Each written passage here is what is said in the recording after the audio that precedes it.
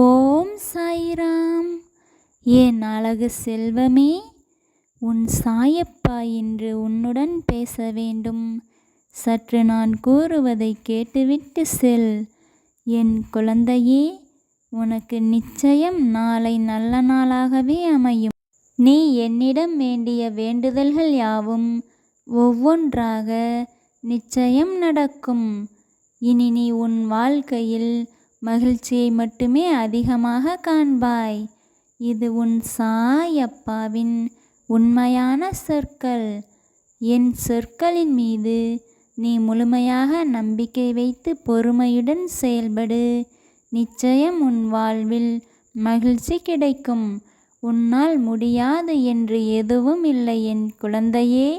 நீ எதை கனவு காண முடிகிறதோ அதை நிச்சயம் உன் வாழ்விலும் செயல்படுத்த முடியும். எனவே நீ தொடர்ந்து முயற்சி செய். நிச்சயம் வெற்றி உன் வசமாகும். ஜெய் சாய்ராம்.